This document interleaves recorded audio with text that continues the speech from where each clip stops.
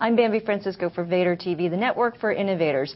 Well, with the ease of text messages on your mobile phone, voicemail has become increasingly a suboptimal form of communicating. Helping to turn voicemails into text messages, hence making them more manageable, is SimulScribe. And joining me is James Siminoff, who founded SimulScribe and is the CEO. Jamie, thanks for joining us. Thank you for having me. Well, I saw you over the summer at the Always On conference, and you were doing well then. How's it going now, 6 months later? How many subscribers do you have? How fast are you growing?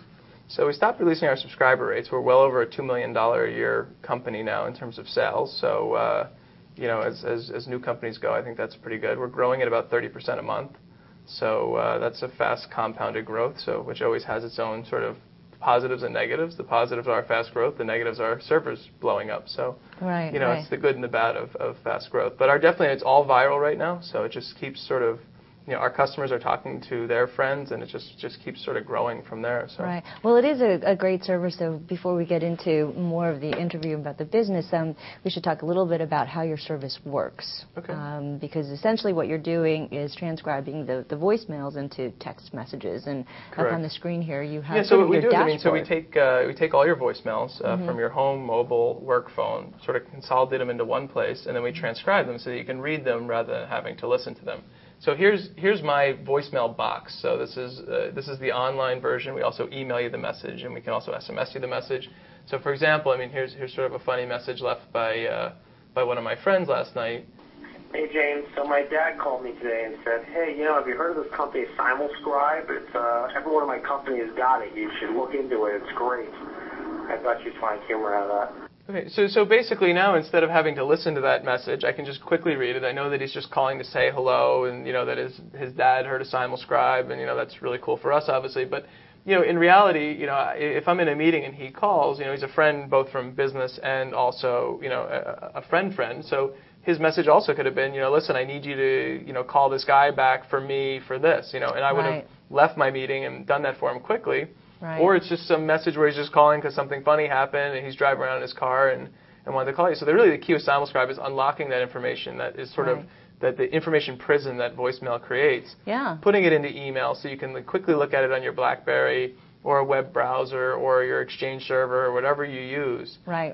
Well, it's pretty obvious that for most people who get like 5 or 6 emails, or voicemails, you have to sit there and listen to all those voicemails. Yep. So this is definitely far more manageable. Now, what do you use to, what type of technology do you use to transcribe the audio? So that was sort of that was the hard part, was trying to figure out how do you now get, because voicemail is just sort of people just sort of speak and just, hey, yo, what's up? Right.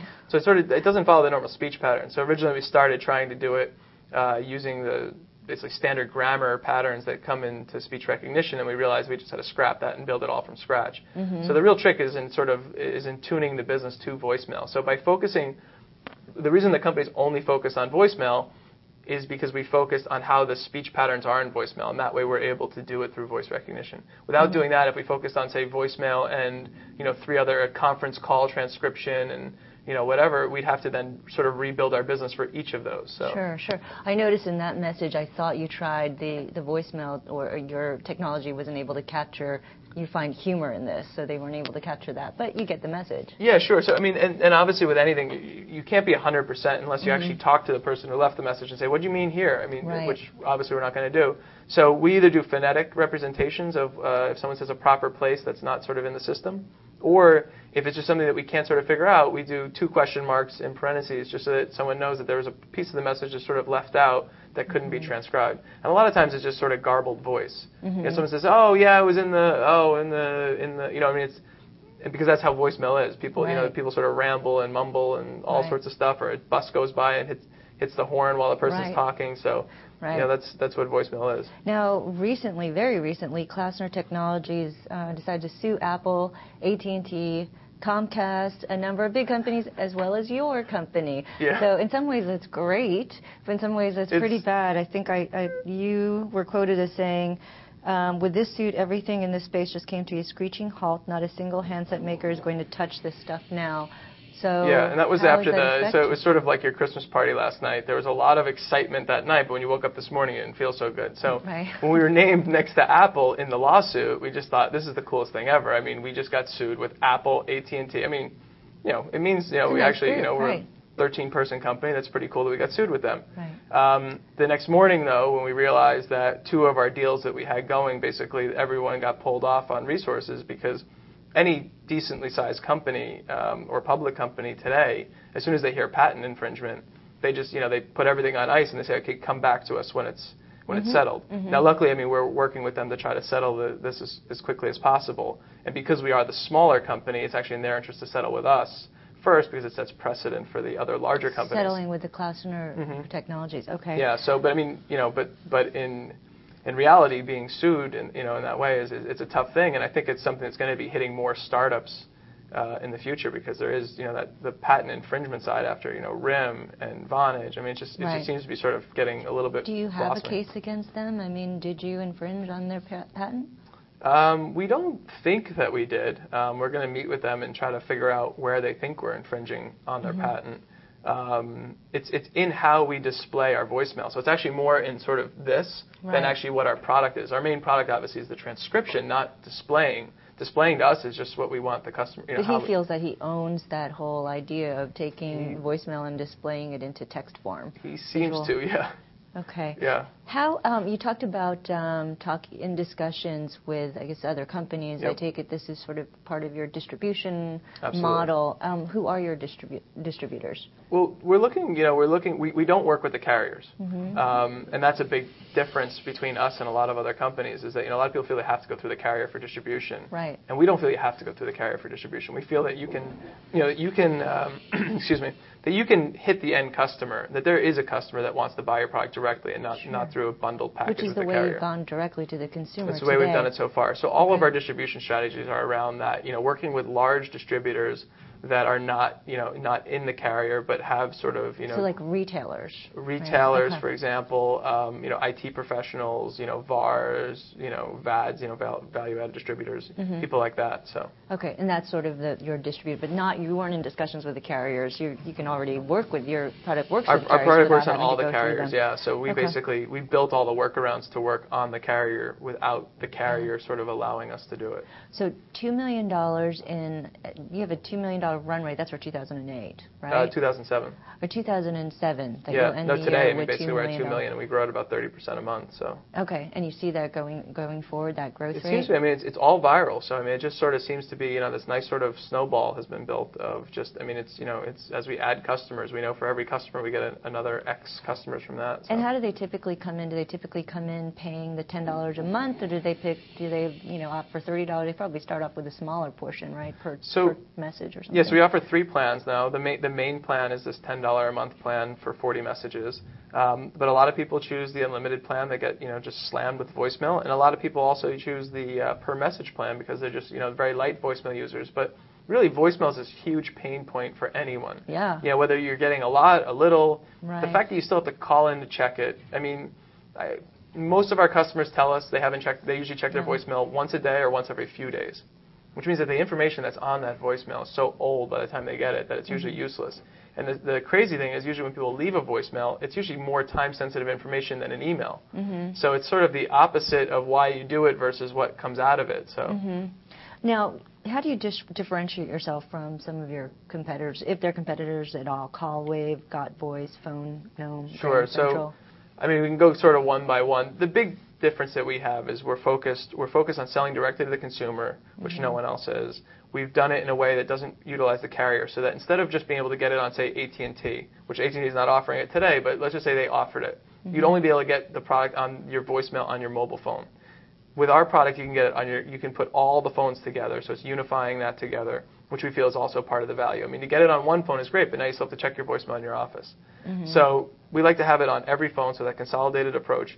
And really, it's the customer approach, like going directly after that customer in that relationship. That's really what differentiates us. There are other competitors out there that have great quality, as we do. There's people that have built great quality, but they're more going after the carrier market, to directly integrate to them, and then have the carrier sort of screw it up in how they, delivered to the customer. I guess what's the defense or your defense if the carriers do decide to offer this feature or this service? I mean, it's better product and distribution. I mean, the carrier doesn't own the world. I mean, that's what a lot of people forget. I mean, AT&T has access to the customer. But I can tell you that if AT&T calls me to try to put a product on, they don't have access to do that. Once I've already bought a phone, AT&T does not have really the ability to force me to add another feature on. So in essence, after AT&T has 60 million customers or 50 million customers, whatever it is, they don't really truly have access to those customers to tell them what to do. It's like they own that. They definitely don't own me. So I think that's a big key is that people forget is that you can still, I'm going to go somewhere else. I'm going to talk to IT people, and I'm going to do that. And if the IT people recommend it to me, then I'll put it on. So just because a carrier offers it, I mean, definitely it'll hurt us in some ways, but it'll also probably help us in awareness. So. Now, you're starting with your market right now is visual voicemail. When you think about the size of this market, how big is it, and how do you get there? I mean, we think it's pretty large. I mean, Klausner, in terms of his lawsuit, to Apple. And AT&T feels it's very large. 320 million or something just like that? Just to AT&T, yeah. Just to AT&T Apple, like as a group. But we don't believe that voicemail is going to go away. So there's 1 billion messages left a day in North America, and U.S. and Canada a day are left. So we don't think that's going to go away because people's behaviors are not going to change. But we do think that people want to get rid of the way of checking the voicemail. And visual voicemail, in a lot of forms, takes care of it. And depending on the customer, obviously, it breaks into different groups. But I think overall, visual voicemail, will be large because I believe that in the end, in the next 5 or 10 years, everyone will have some sort of visual voicemail, whether it has transcription or not. Maybe it doesn't. Right. Transcription is always going to be an expensive product to offer, especially because, again, going to patents, you can't build it on open source. Because you'll be sued by, IBM and Nuance and all these big companies that own, thousands of patents in the voice recognition space. So you have to license technology. As soon as you have to license technology, it's going to have a cost. But then you can have free versions, like we have a free application that doesn't have transcription, where it's basically a voicemail box that you can, search through, listen to your messages. It just doesn't have the transcription. So I think a lot, Sort of similar to what iPhone has. Very similar to what iPhone has, exactly. What do you add on top of this, or is this a big enough market in and of itself? I mean, we feel it's going to be a very big market. We like the fact that we're focused just on the market. I don't like to have a lot of companies, I think, make too quick of a jump to sort of go to the next exciting product, and they expand into lots of exciting products. But then usually it's that second guy that comes along that just focused on it the whole time, the slow sort of the turtle. So I guess we want to be more of the turtle in this. We don't want to try to break off into everything. One of our competitors now does Facebook plugins and blog posting, and I mean, they do sort of everything. But from our side, that doesn't really give the customer what we're trying to go after, which is fixing voicemail. So that's really where we're going to stay focused. Just 2 more questions. Where do you see yourself in terms of a big partner? 90% of the companies that are venture-backed, I know you're angel-backed, are acquired. So if you think about a few years from now, who's a logical candidate for your company in terms of a larger? I mean, there's strategics in terms of just from the voice recognition side of wanting to get more into the direct to the consumer. It's not that our technology, obviously, we feel is there, but also obviously big companies can also build technology. So I think it's just having the packaged sort of product in this exact niche would be for the strategics. And there's also unified messaging strategics that want to get more customers in the unified and offer a better experience to that. You have the search engine guys that are also trying to, they offer their, they offer the email platform already. They probably want to add voice and integrate the two. I mean, I think you have voice and email sort of, coming into this funnel, and I think we play, very much into that. You didn't mention the carriers. You just want to stay away from them?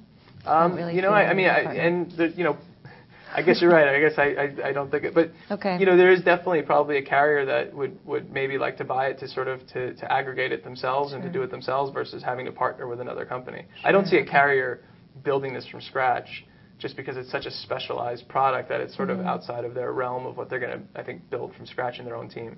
Right. Okay. So final question. You have $2 million in revenue, or run rate of $2 million. So are you profitable now? We're not saying, but we're happy. So. That's because you raised $4 million, so you probably still have a lot of that. Yeah, we do. We're very, very, we're cheap. So, and you're okay. You're not looking to raise any more funds. We've looked around. I mean, if the right VC came to us, then we would do it. We wouldn't. We would definitely. The whole raising money is an interesting thing, and there's a lot of VCs out there now. And the only way we do it is if the VC really added value, on top of just the money. Okay. Well, good luck. Thank you very much. And it's a great service, I have to say. Read your voicemail. It's definitely very useful, and for all those who want to manage everything in their life, including their voicemail. So good luck to you, and thank you for coming by. Thank you very much. Sharing the SimulScribe story. I've been speaking with James Siminoff. He's the founder and CEO of SimulScribe. I'm Bambi Francisco.